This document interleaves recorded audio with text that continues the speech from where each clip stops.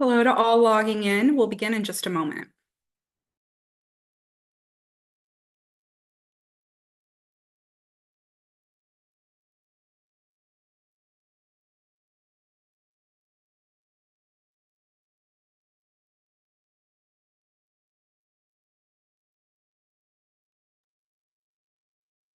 All right, good afternoon and welcome to our Grow Native webinar, Native Ferns in Missouri and Their Potential as Specialty Crops with Dr. Nadia Navarrete-Tindall.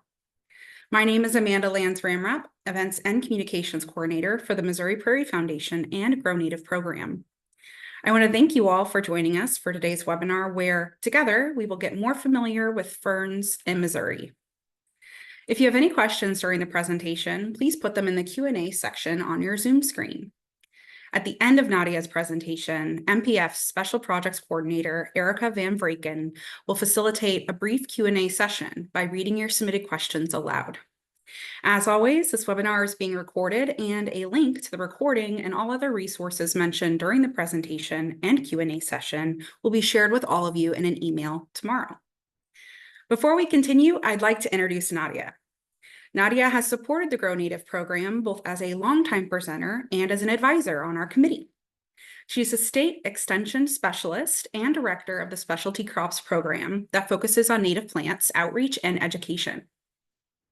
In her work at Lincoln University, she launched the FINCA project, which stands for Families Integrating Nature, Conservation, and Agriculture, resulting in the creation of the FINCA Eco Farm on campus in Jefferson City. Nadia also created Native Plant Outdoor Laboratory, a Grow Native Garden of Excellence, the LU Farmers Market, and established native fruit plots at the LU Organic Bisbee Farm. She has more than 20 years of experience on native plants in both Missouri and her native El Salvador. She launched the Native Plants Academy in collaboration with MPF to provide education to underserved individuals on various topics related to native plants, including career opportunities. Nadia has received state and federal funds to promote native edible plants as specialty crops, including native fruits and perennial greens. During her tenure at Lincoln University, her program has offered Dining Wild events, working with farmers, communities, and nonprofit organizations. She offers workshops in Spanish and English, and in 2008, she received Missouri's highest conservation honor, as she was inducted into the Conservation Hall of Fame as a Master Conservationist. We are honored to welcome Nadia back today, this time to share about ferns. Welcome, Nadia. I'll turn it over to you.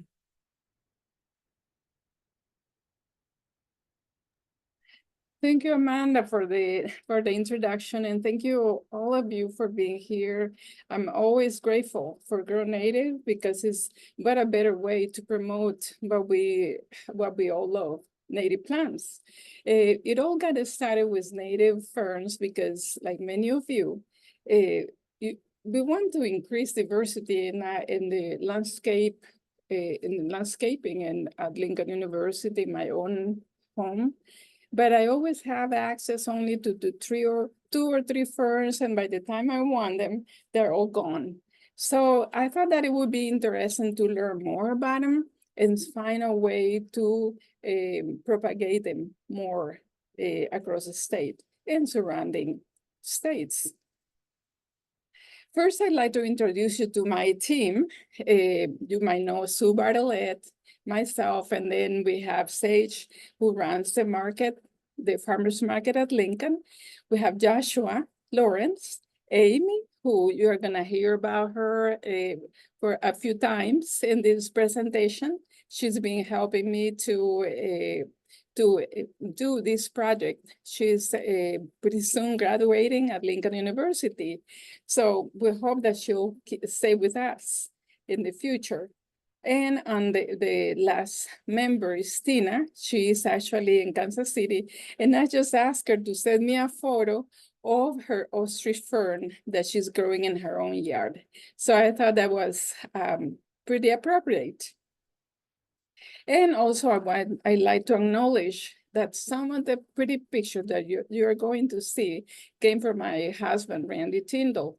There he is taking photos of a rattlesnake fern. So during these few minutes that we have together, I'm gonna just talk about general information about ferns, importance and uses, their life cycle in a very brief way, and how to propagate ferns. Then I will discuss a few ferns in Missouri, some of the most common, and the project purpose and next steps. First of all, ferns are clumped together with the fern allies like mosses, Psilotum, and Equisetum. They're all known as pteridophytes, but and there are 4 phyla. So ferns are in the Pterophyta phylum. They are found globally in tropical and temperate regions. I use these numbers based on what Raven et al. In the biology of plants reports that there are about 11,000 species of ferns across the world.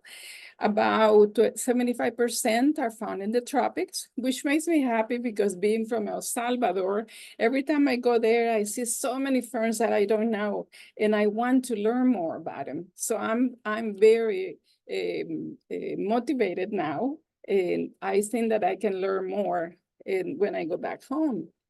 In the temperate regions, we have about 24% of them, which includes US and Canada. So I just want to separate the 380 species that we have together in US and Canada. And of those, based on Jaskevic and the Florida of Missouri, we only have 54 species. So we focus on those 54 species. I think that we can do a good job propagating them. Some of them might be a little difficult to propagate, but it's what we want to find out with this project. Ferns are seedless vascular plants, which means that they don't produce seeds, they don't produce flowers, but they do have xylem and phloem that helps them transport their nutrients, water and minerals. They are reproduced sexually by spores. And here's a photo of some of the pictures. As part of the project is to visit places in Missouri and learn where they grow. And this was a visit that Amy and Sue did together. And here is cinnamon ferns protecting a whole site here next to a creek. The importance about ferns is wide.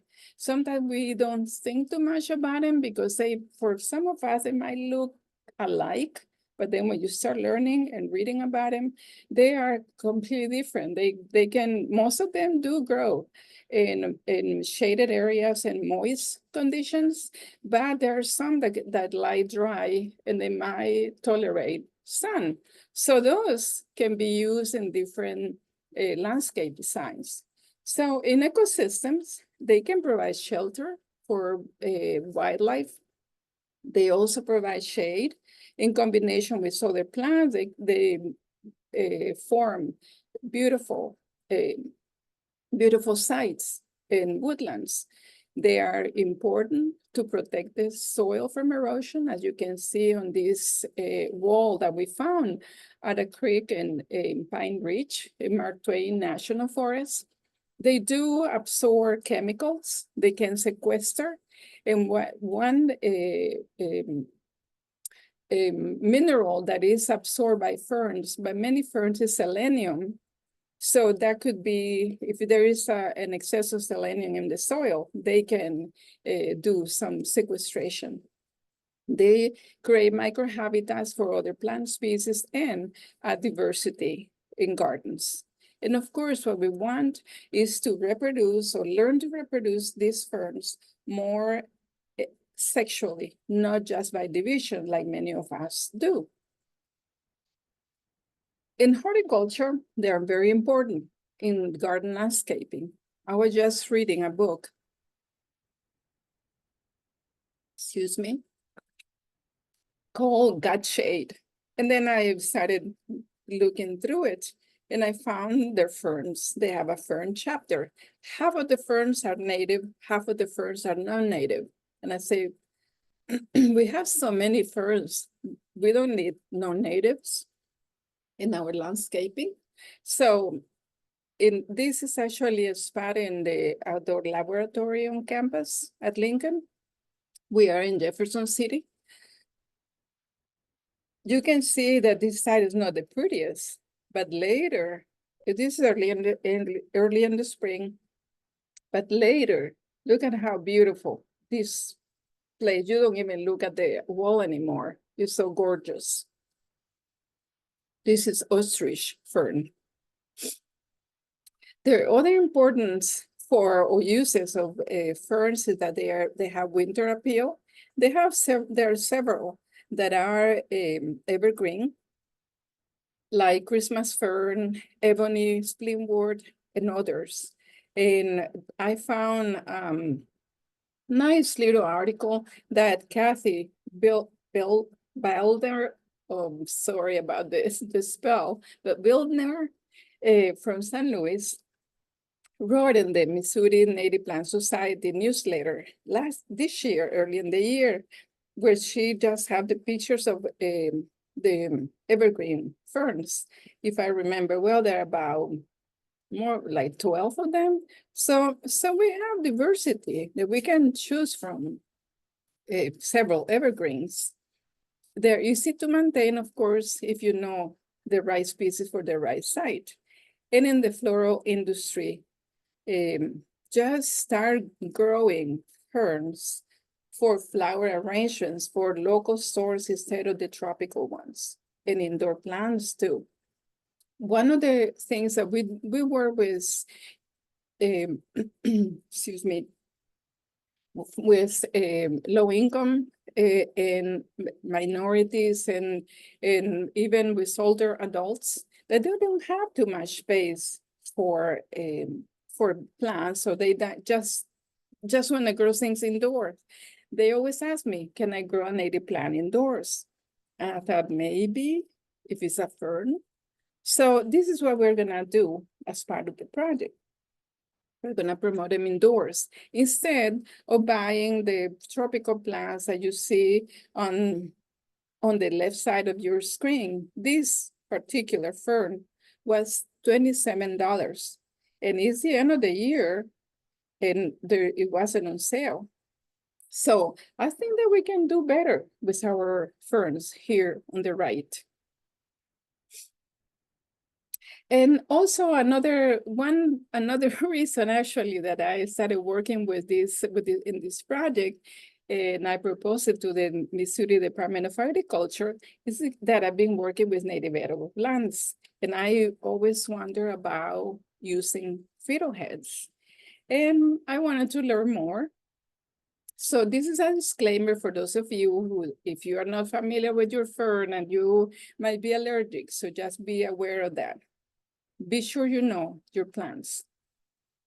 So I found that there are two species that are actually promoted by a renowned chef, Alan Virgo, or the forager chef. I do like him. I have his books, and I think that he really studies his plants. And he actually recommends using ostrich ferns and lady fern as for food.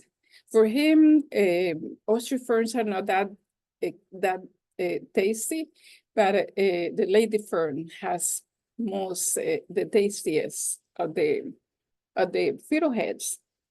We serve them at one of our dining wells that we had in Kansas City that Tina prepared. So here's a salad with fiddlehead ferns and white leeks. You can see the little fiddlehead. We just had to put 1 or 2 per salad because they were a little expensive, but it was fun and people like that. There is a potential for sensitive fern to be eaten, and as the Native Americans did, And I found this NAV refers to Native American ethnobotany catalog, and you can find it in the web and find a lot of information about edible native plants. Two, that you have to be very careful.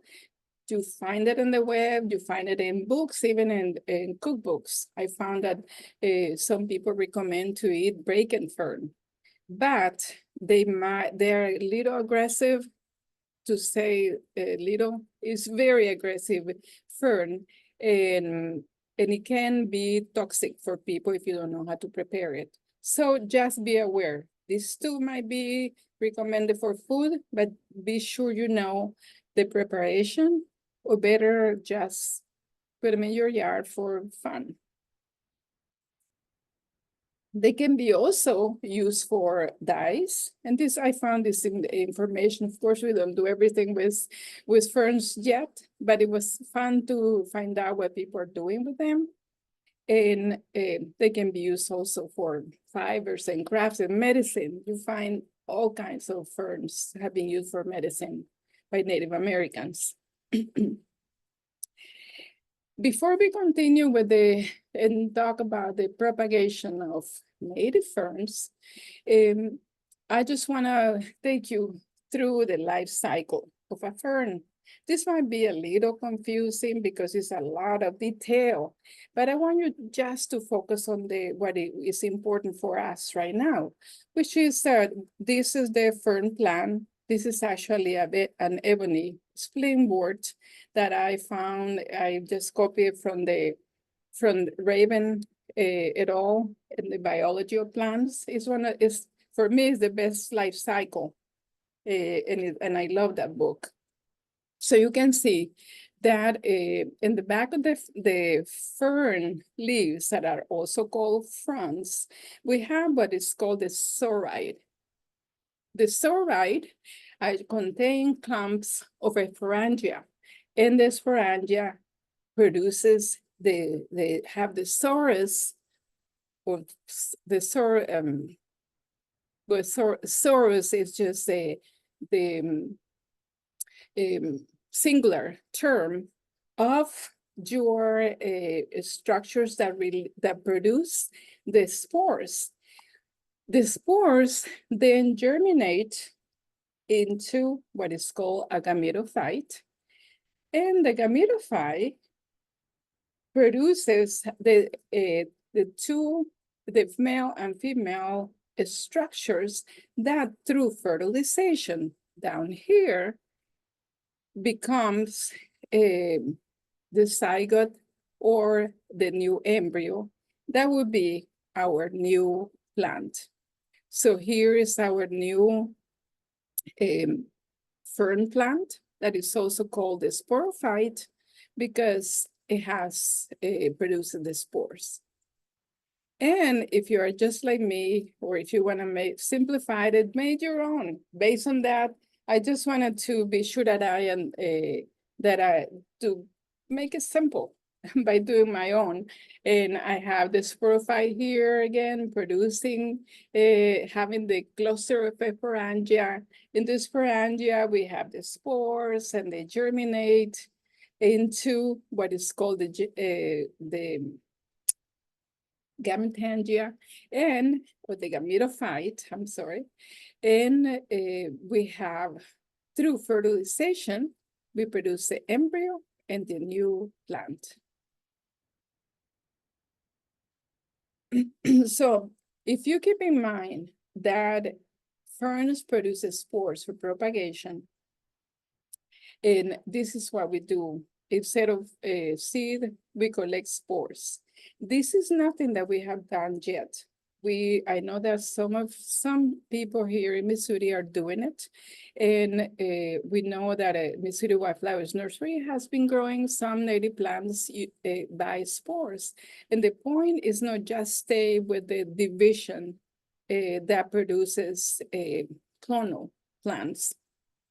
We want to do as many species as possible wanted to reproduce as many species as possible by spores. And this is just to show you the rhizome of the sensitive fern, where all the little fetal heads are forming to form a new plant. So of the 54 species that we have in Missouri, we do have 11, they are represented by 11 families and 25 genera. But the most abundant of all is the wood fern family, which is what we are actually focusing on. They're easier to grow and easier to obtain. So let's talk about some of the some species for you that I'm sure that many of you recognize it. We have the first one in the other stone family, that is a rattlesnake fern. And this is a picture that Randy took just 3 days ago. The fertile leaf with the sorite was in the spores was produced earlier in the year and now is gone. And this one is produced right in between the leaflets. The rattlesnake fern has 3 leaflets. Well, a very close relative is a little different. It just forms one leaf with several little leaflets. And this is the cat leaf gray fern. And what is characteristic of this plant, separated from the previous one, is that the fertile leaf with the spores is produced directly coming from the ground. That would be one difference. And a rattlesnake fern doesn't become a bronze color in the fall. The next group we have, or the next species I want to mention is maidenhair.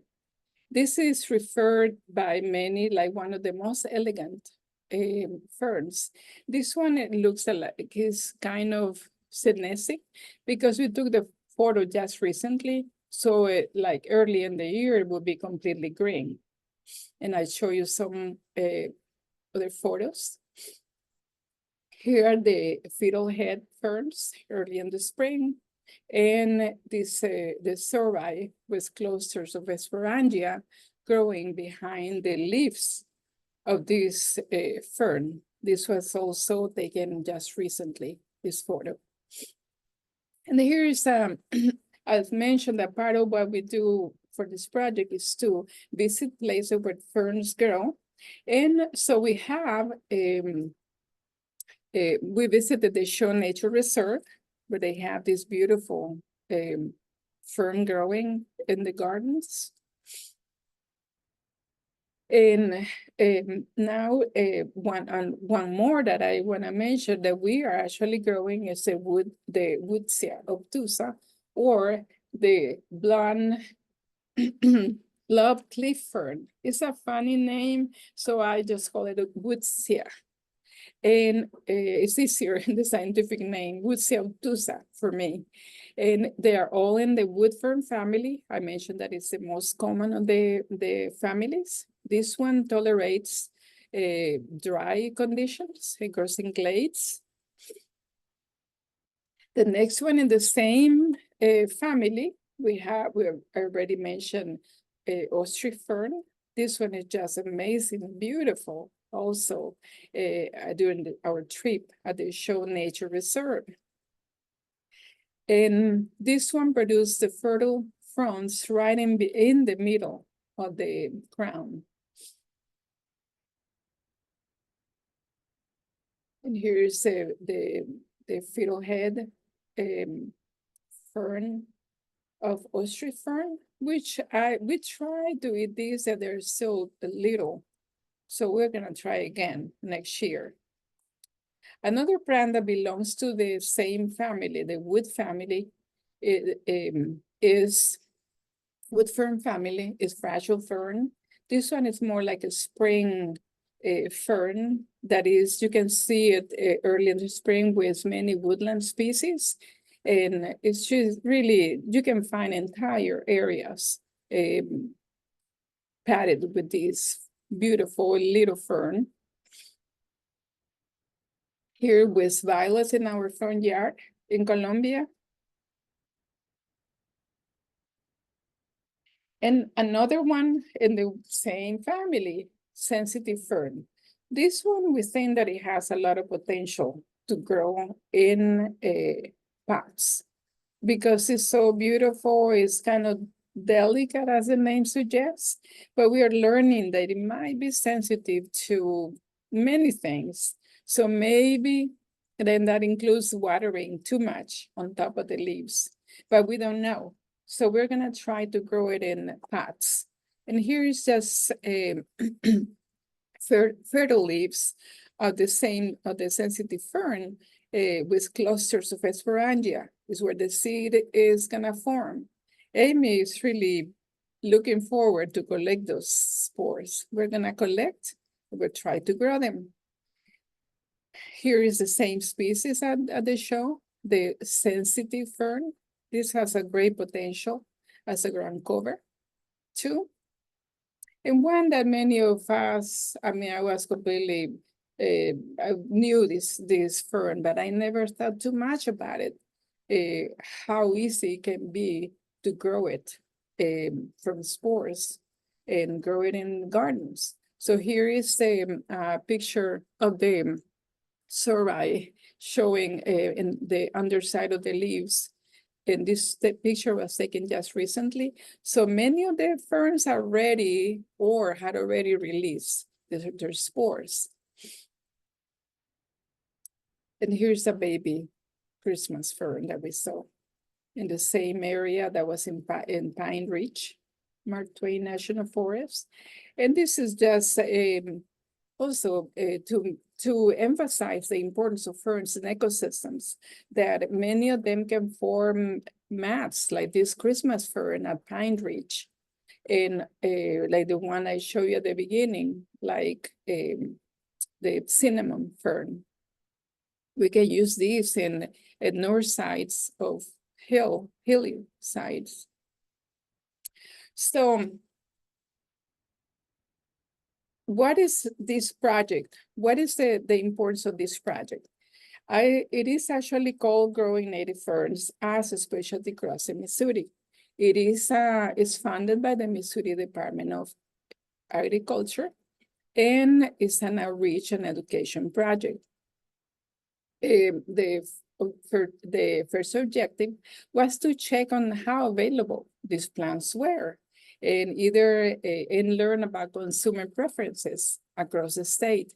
We were lucky enough to partner with Grow Native, Missouri Prairie Foundation, and we developed a survey for customers and also for suppliers. We did receive 20 responses from suppliers, but only half of them are Grow Native members. So I'm hoping those other 10 become members, or we can entice others that are members to fill the survey. We did get 153 from customers, but we're still looking for more responses. If you're interested, Erica will provide the QR code for you. So these are some of the results. I just want to share some of the results from the surveys. This was the general survey, which was obtained from 153 people that responded this survey, and we can see that about 70%.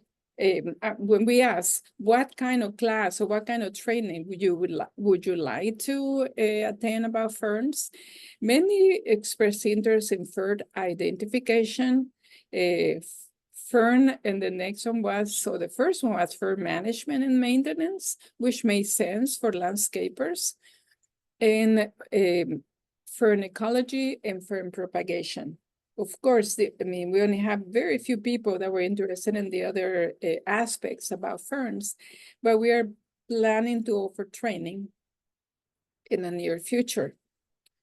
The plant suppliers had similar responses, but in their case, of course, they're more interested in plant and fern propagation. So we can do all of that if we keep collaborating with others. The second objective was to identify at least 5 species of ferns native to Missouri that could be grown from spores.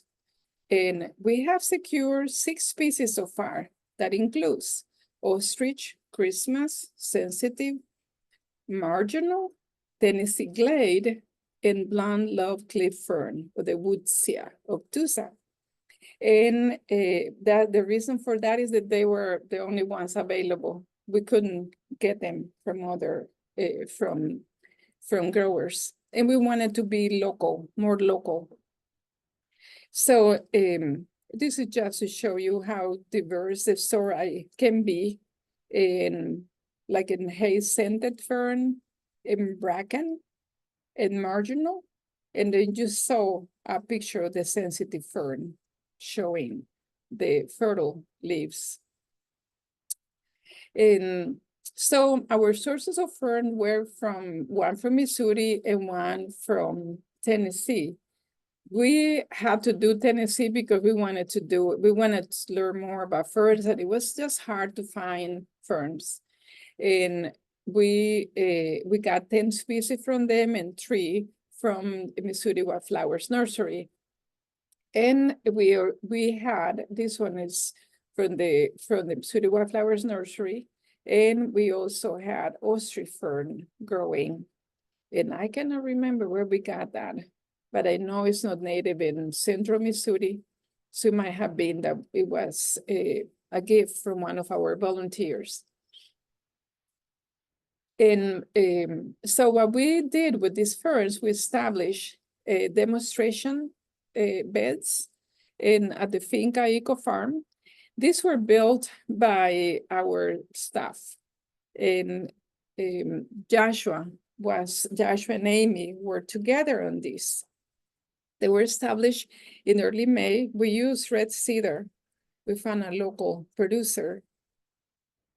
And here is Amy establishing the ferns and other plants that we wanted to grow next to the beds. We even used the bed to grow cilantro and while the ferns grew and lettuce, but our groundhog found the lettuce. So good thing that he didn't find all the ferns.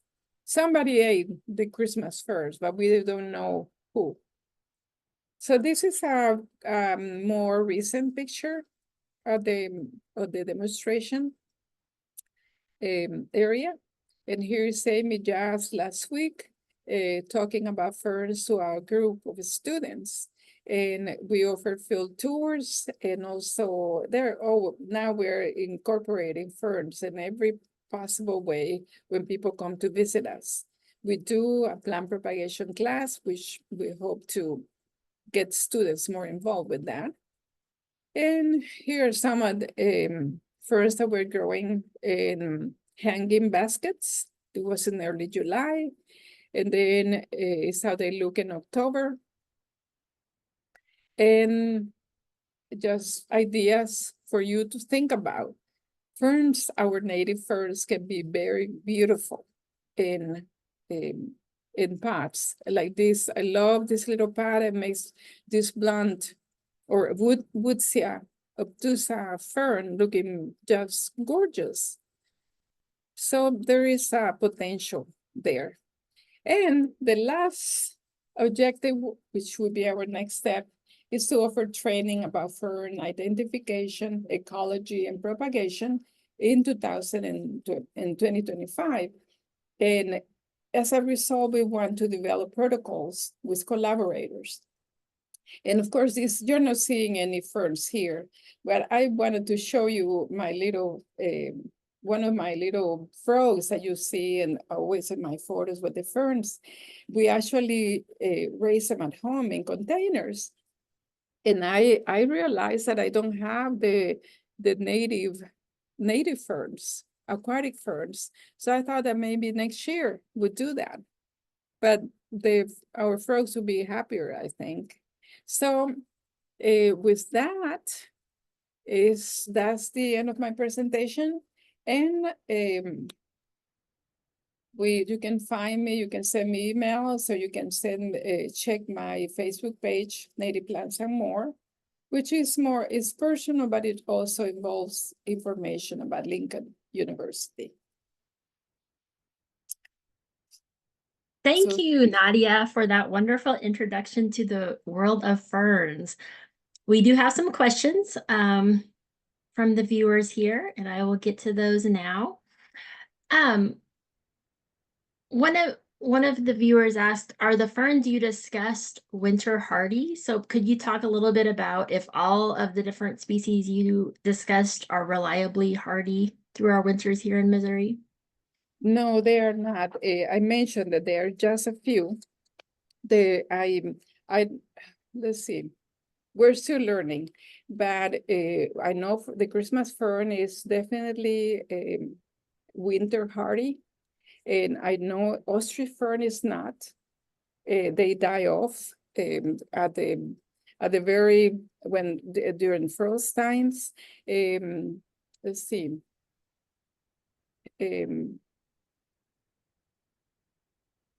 Let me get my list. It'll be much easier that way, so I remember. The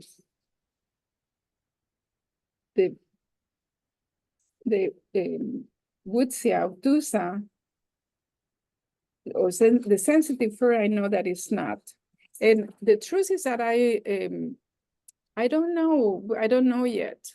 And I can share the information that I found in the newsletter that I mentioned in the Native Plant Society. There is a list of ferns that are winter hardy, and one that comes to mind is the walking fern, for example. But we are not growing that one. For the ones that we're growing, we expect that it would be the Woodsia and Christmas fern. The others will be very delicate to survive. Great, thank you. And it's okay. If anybody in this group knows about that, it's okay to share. And I know that we're still learning about ferns. And if anybody has any experience, feel free to share. Thank you, Nadia. We've had a couple of questions about what soils native ferns like to grow in. So you could talk, could you talk just generally speaking, what type of soil do ferns like? And then we had a specific question about what soil type does the ostrich fern with fiddleheads grow best in? Yeah, with the soil we use, we're using Happy Frog in the pots, and we're using so for Happy Frogs it's very loose and very it has a lot. It has nutrients, but it's an organic soil that we're using. So usually they recommend soil that has humus or that is very friable. But in our case, we're using Happy Frog, and for the beds, we're using one that we buy from Bluebird Compost, which is here in central Missouri. So the soil it has to have nutrients. They don't grow in like clay.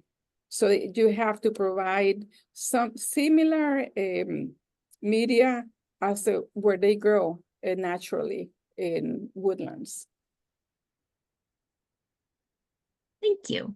So now we've got a few questions about spores and growing from spores. How do you collect and store the spores before propagation? And also, how did you get the spores to germinate? So if you could just talk a little bit more about that part. Yeah, this is what I say, that we are not, this is only the beginning of the project. This has been only a year and a half, and we haven't really propagated the first. All we're doing right now is collecting the spores. And what we're doing, it's Amy is actually helping me do that, and with Sue, is that we want to say, we actually collects the mature spores in paper sacks, and we keep them in cool conditions. But it's all we have done, and in part of the project again is education. It's not it's not really enough time to do that, and we're looking for someone who can teach not only us but also the groups that would be interested in learning about propagation. But it's just similar to collecting seed. When the spores are ready to be collected, you just save them in cool conditions. And we'll try in the winter to grow them in moist and also, if possible, sterile conditions. Because one of the problems that we keep reading is that mosses, and talk to people that have done it, is that mosses can be combined with the spores of ferns, and they might become weedy for the ferns. So we're still in the process of learning. I don't have a great answer right now.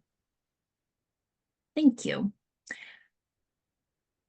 So a few questions about the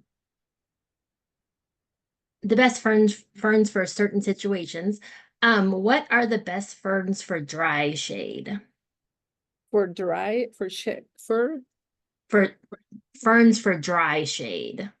Dried marginal fern is one that could be, but right now we're growing the Tennessee glade fern is one that it grows naturally in glades, and the cliff love fern or Witzia obtusa, those are the ones that we might recommend. But again, I just wanted everybody to understand that this is just the beginning of the project, and this is all we have them in demonstration areas, and we are gonna have more information in the coming year. But those two are because their natural habitat is glades or dry conditions. We assume that they would do well in dry and shade. Thank you. So yeah, we had a few other questions about specific conditions, but we will assume that we'll get more information on that through the study. Let's see here. Lots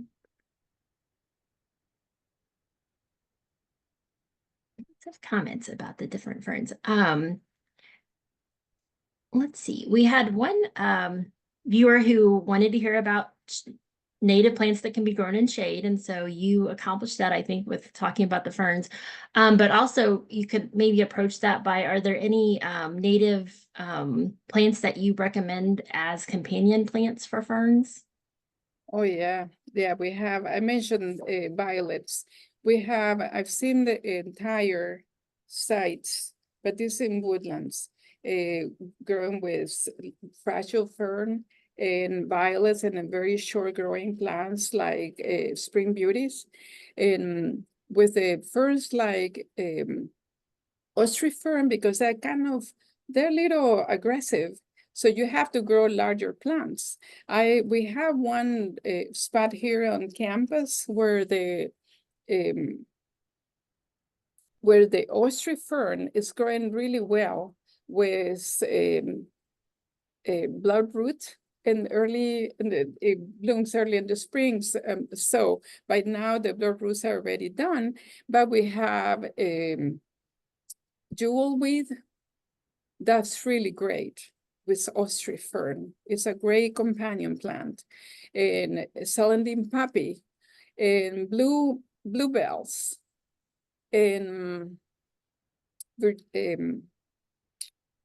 wild geranium. And it's almost all the woodland plants that you can think of will go well with ostrich fern. And I can see them combine also with ferns like sensitive fern. So it just, but you do have to be aware that some of the ferns might be a little more aggressive than others, but one that really, I think they would be great combined with other short-growing woodland species is a maidenhair fern. I've seen it growing with larkspur. It's a great combination. And right now, for example, I have a cliff goldenrod, even that is, it might be a little aggressive next to the first, but it's still they grow really well together. Great, thank you so much. Mm-hmm. Do you have much experience with transplanting ferns? With what? Transplanting ferns, and can a mature Christmas fern be transplanted successfully? Yeah, that is what I mentioned. Probably most of the people that grow ferns, they have done it by dividing the rhizomes. We have done it with ostrich fern with no problem. But we have seen that we had them for a few years, so now they are reproducing on their own from spores. But it's very, again, we have 54 different species. They will all have different habits, but plants like Christmas fern would be easy to separate just by rhizome, same as the ostrich fern. But our experience with ostrich fern, that is the one that I can speak for with no problem. Are any ferns considered invasive in Missouri? Well, there's bracken fern or Pteridium aquilinum. I mention it as being one that people eat sometimes, the fiddleheads, but this plant can be definitely aggressive and is considered now a cosmopolitan fern. It grows across the world.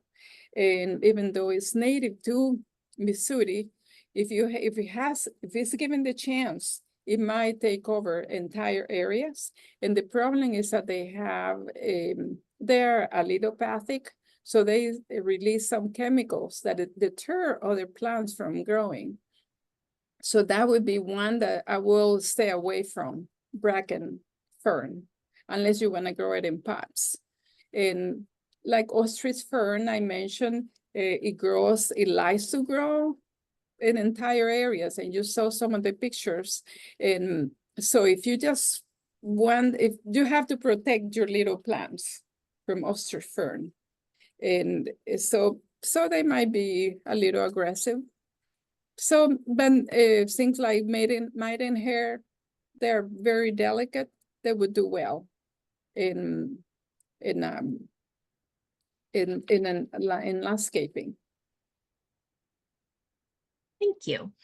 I know you talked about this, but could you tell us again which of the ferns you mentioned are the edible fiddleheads? Ostrich fern and lady fern. Those two are the ones that I can recommend now, because based on what I learned from a chef, this guy that I mentioned, his name is Alan Virgo. If you don't know about him, is a forager chef. He has a blog, and I really like him because he has his own book, and he definitely takes care of identifying the plants. So he teaches people not only about how to prepare them, but also how to identify them. So it just those two. I will stay away from the others unless you want to, if you want to take a risk. But it just depends on your sources. Sometimes some people talk about bracken, even bracken fern being edible. But I read negative and positive responses that I prefer to not to recommend it. Thank you. Would some ferns be a good replacement in a home yard that has non-native hostas which get eaten by deer? Well, many of the ferns are not eaten by deer. There's some, we found out by, I mentioned briefly in the demonstration gardens that in the demonstration beds that somebody ate our little Christmas fern.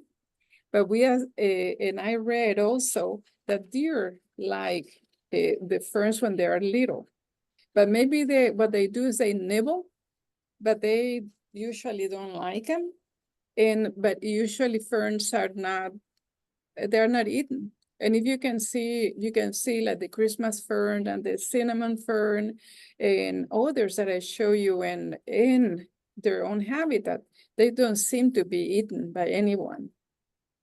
So that's another thing we want to try, because we do have deer on campus and we have groundhogs that live at the finca, and we haven't seen them munching on any of those ferns.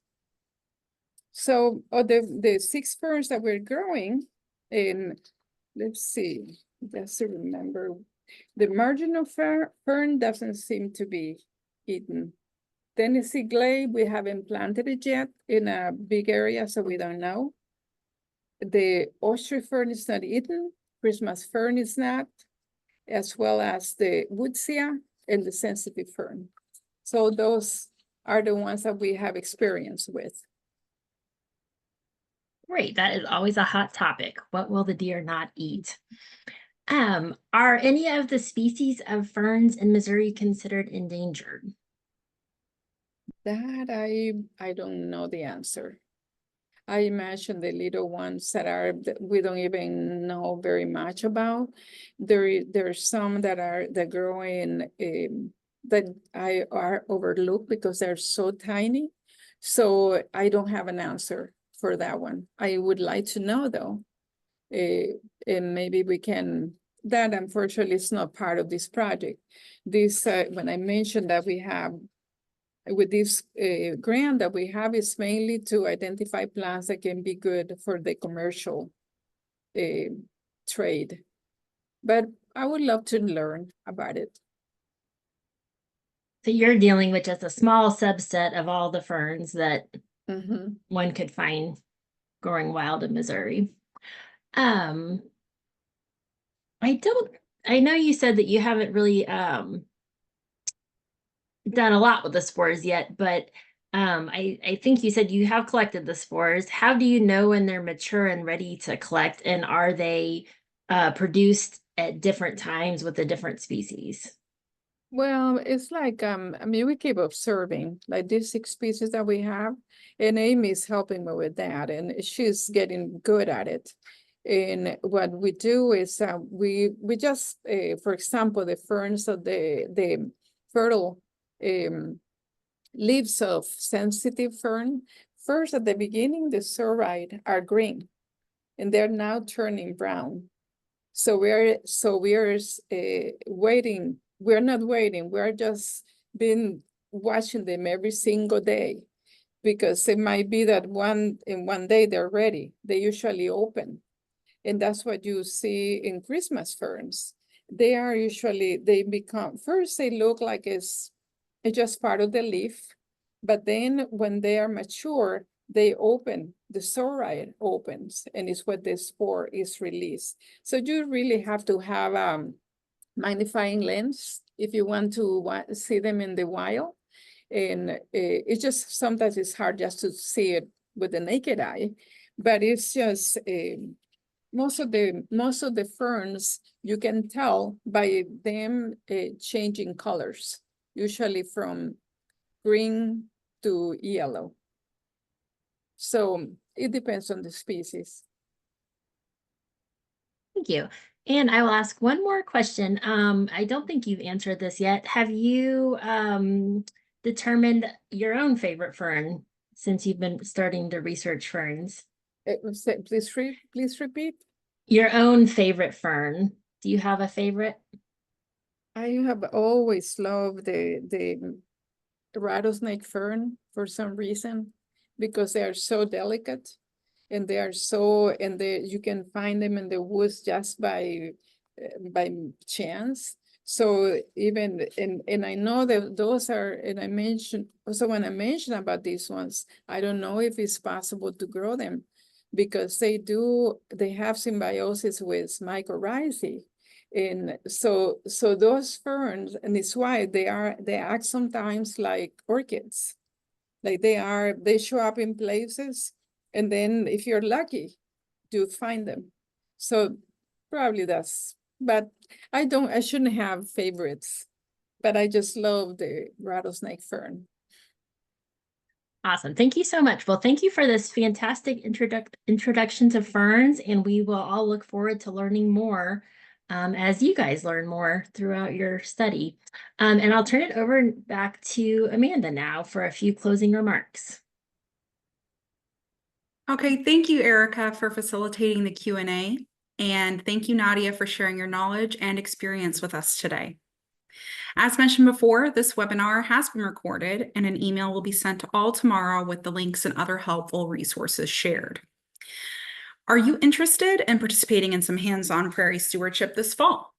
Just a few spots remain open for the MPF Friends of Quiver River State Park Grasslands Workday on October 20th from 12 p.m. to 3 p.m. This workday, which includes native grassland seed collection, brush clearing, and potential fire line prep work, will be held with up to 20 volunteers and led by MPF Vice President of Science and Management, Bruce Schutte. All equipment will be provided by the park, but volunteers should bring and wear work gloves. To register, email me at outreach@moprairie.org. If you enjoyed this presentation, we hope you'll join us for our next webinar on October 23rd as Lori Hetrick-Voldberg shows us the brownie of observable traits found in the world of birophytes, which include liverworts, hornworts, and mosses. All of these events and more can be registered for at our website under the Events tab. That concludes today's webinar broadcast. Thank you, and I hope everyone has a great evening. Thank you. Thank you, Nadia. Bye-bye.